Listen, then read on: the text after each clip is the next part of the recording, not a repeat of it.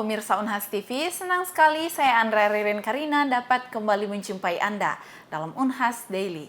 Dalam beberapa menit ke depan, kami akan menyajikan berita-berita terpercaya hanya untuk Anda. Usai debat pemilihan presiden yang digelar oleh Komisi Pemilihan Umum, berbagai realitas politik pun terungkap. Tingkah laku politik dari para calon wakil presiden kini diperbincangkan. Simak berita selengkapnya untuk Anda. Debat terakhir Cawapres kerap disinggung mengenai bahasa tubuh yang ditunjukkan oleh Cawapres 02, Gibran Rakabuming Raka.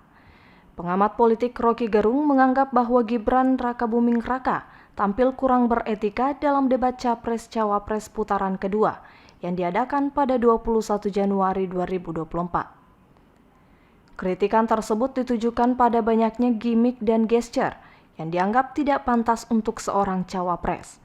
Terlebih lagi bagi orang yang seharusnya menyandang jiwa kenegarawan. Video yang berisi kritikan tersebut diunggah pada 22 Januari 2024 di kanal YouTube resmi Rocky Gerung. Menurut Rocky, debat Pilpres memang debat mengenai kebijakan, namun lebih daripada itu debat tentang paradigma. Hal tersebutlah yang menjadi sorotan ketika Cawapres 02, Gibran tidak mampu menunjukkan kepemimpinan konsep. Rocky menilai bahwa Gibran tidak memahami paradigma dari pembahasan karena bertanya soal lingkungan dengan istilah yang teknis. Bahkan Rocky menyebut bahwa pameran kecerdasan Gibran terbatas pada bahasa tubuhnya, bukan bahasa akalnya. Hal tersebut pun turut ditanggapi oleh pengamat politik Universitas Hasanuddin, Profesor Sukritama, tentang kontroversial bahasa tubuh yang digunakan oleh Gibran dalam debat Cawapres terakhir. Saya melihat memang kalau kita mencermati Gibran lebih banyak bicara dengan bahasa tubuh begitu. Iya. Ya, beberapa gimmick dilakukan, beberapa gestur ditunjukkan misalnya seperti itu, dan suka atau tidak suka tentu itu membawa pesan. Itu pasti ada kepentingan di dalamnya ya. Ada dorongan upaya untuk melakukan sesuatu atau pesan tertentu yang mau disampaikan dengan gimmick seperti itu. Karena kalau kita melihat sebenarnya kalau kita melihat pada substansi yang disampaikan sebenarnya tidak ada hal yang luar biasa. Tidak ada visi yang sangat luar biasa, yang sangat wah, yang kemudian membuat orang kemudian akan memastikan sudah pasti ini atau ini sudah sangat baik. Tidak ada. Ya, yang ada kemudian kan orang memperhatikan apa yang dilakukan, gerakan yang dilakukan, pilihan katanya, bagaimana kemudian pilihan diksi yang digunakan, bagaimana itu disampaikan, bagaimana kemudian mimik yang ditunjukkan ketika itu. Nah, lebih banyak memang bicara dari konteks itu sehingga kemudian orang menangkap. Ya, karena kalau dari kalimat sebenarnya kan tidak ada hal yang dalam tanda petik yang dianggap betul-betul sangat menyerang, itu kan tidak ada. Tapi kemudian ketika itu disertai dengan gestur itu menjadi sesuatu yang seperti penekanan gitu. Contoh misalnya ketika menunduk kemudian melihat, saya kok tidak melihat jawaban Pak Mahfud begitu ya. Itu kan misalnya saya sedang mencari-cari kok tidak ada misalnya. Itu kan jawaban itu bisa jadi kalau itu misalnya tidak diikuti gestur misalnya, kalau itu hanya dikatakan saya kok tidak mendapat esensi dari jawaban Pak Mahfud kan tidak masalah. Tapi ketika dia pakai gerakan melihat, mencari dan seterusnya, itu kan kemudian dianggap seperti seolah-olah betul-betul kosong dan tidak ada. Nah ini kan bisa jadi dianggap sebagai sesuatu yang menganggap Pak Mahfud tidak ada apa-apanya begitu. Ya, dan itu juga tidak hanya saya kira saya tidak juga ke Pak Mahfud ya, ke Caimin juga kurang lebih seperti itu ya, dengan gestur yang berbeda. Namun di balik kontroversial bahasa tubuh Gibran Rakabuming Raka, sebagian pakar menilai bahwa hal tersebut bisa saja menggerus potensi dukungan terhadap pasangan calon 02, Prabowo Gibran, apabila hal tersebut dilihat sebagai hal yang negatif. Namun ketika dilihat sebagai hal yang wajar, dengan kaitannya sebagai anak muda, utamanya ketika mengamati sikap saling menghormati yang dilakukan para cawapres pasca debat, potensial menimbulkan simpati dan dianggap wajar. Terlebih klarifikasi yang dilakukan para cawapres saat jumpa pers di akhir debat.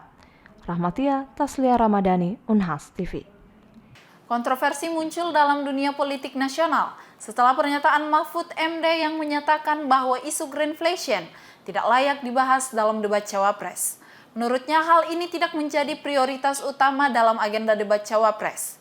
Namun pandangan ini disambut dengan pro dan kontra, terutama dari kalangan ahli teknik lingkungan yang menyoroti potensi dampak signifikan terhadap keberlanjutan lingkungan. Simak informasi selengkapnya untuk Anda. Debat sengit terkait isu greenflation. memunculkan ketegangan dalam arena politik saat Cawapres nomor urut 2, Gibran Rakabuming Raka, menghadirkan istilah tersebut dalam debat yang dihelat oleh KPU. Pertukaran pendapat antara Gibran dan Cawapres nomor urut 3, Mahfud MD, menjadi sorotan karena perbedaan pandangan yang mencolok terkait dengan cara mengatasi greenflation. Debat Cawapres 2024 yang digelar di Jakarta Convention Center menjadi saksi perseteruan antara Gibran Rakabuming Raka dan Mahfud MD terkait isu greenflation. Gibran mengajukan pertanyaan kepada Mahfud, menanyakan strategi mengatasi greenflation, namun jawaban Mahfud tidak memuaskan Gibran, memicu pertukaran kata-kata tajam. Mahfud MD merespon pertanyaan Gibran dengan dua aspek, yakni keberadaan ekonomi hijau yang tidak boleh mengganggu ekologi dan penanganan inflasi dengan merujuk pada data. Namun, tanggapan tersebut tidak memuaskan Gibran, yang merasa jawaban Mahfud tidak relevan dengan pertanyaan yang diajukan. Kontroversi muncul setelah pernyataan kontroversial Mahfud MD yang menyatakan bahwa isu greenflation tidak patut menjadi fokus dalam debat Cawapres. Bagi Mahfud, masalah ini tidak mendesak dan mungkin tidak memiliki dampak langsung pada keberlanjutan nasional. Namun, pandangan ini dipertanyakan oleh sejumlah ahli teknik lingkungan yang menyebutkan bahwa greenflation memiliki dampak yang signifikan terhadap pembangunan keberlanjutan. Dr. Engineering Insinyur Irwan Ridwan Rahim STMT, seorang dosen terkemuka dalam bidang ini, menyatakan bahwa keputusan untuk mengabaikan isu ini dalam debat Cawapres dapat mengabaikan pentingnya transformasi menuju ekonomi hijau. Harusnya tidak seperti itu ya. Kita jangan sampai menjadi penonton, the next penonton ya. Karena Indonesia ini ya jumlah sumber daya energi terbarukannya sebenarnya kita berlimpah, angin, surya, apalagi biodiesel apa dan sebagainya, itu sebenarnya kita berlimpah. Nah, yang memang yang harus kita antisipasi adalah transisi pemanfaatan sumber energi terbarukan ini atau implementasi untuk merealisasikan transisi energi terbarukan ini, itu kan harus hati-hati juga. Isu greenflation sebenarnya mencakup aspek penting dalam keberlanjutan. Ini melibatkan kenaikan biaya terkait dengan teknologi hijau dan kebijakan ramah lingkungan. Mengesampingkannya dapat menghambat perubahan menuju model ekonomi yang lebih berkelanjutan. Kontroversi ini menciptakan perpecahan pandangan antara prioritas politik dan keberlanjutan lingkungan. Greenflation sendiri merujuk pada naiknya harga barang-barang ramah lingkungan karena tingginya permintaan, sementara pasokan tidak mencukupi. Gibran menyebut contohnya dengan demo rompi kuning di Prancis yang menunjukkan dampak serius dari greenflation terhadap keamanan negara. Sementara isu greenflation mencuat dalam debat, Indonesia sendiri tengah berkomitmen pada transisi hijau dengan target net zero emission pada 2060. Program unggulannya termasuk menggantikan pembangkit listrik tenaga fosil dengan energi hijau seperti tenaga surya. Sementara Mahfud menganggap greenflation tidak pantas dibahas. Ahli teknik lingkungan berpendapat bahwa perubahan menuju ekonomi hijau harus menjadi pusat perhatian.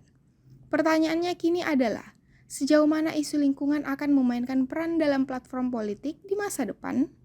Feni Septiani Samuel, Erlita Nur, Unhas TV. Pemirsa, berita tadi sekaligus menutup perjumpaan kita hari ini. Terus saksikan Unhas Daily hanya di Unhas TV. Saya Andrea Ririn Karina beserta kru yang bertugas. Pamit undur diri dan sampai jumpa.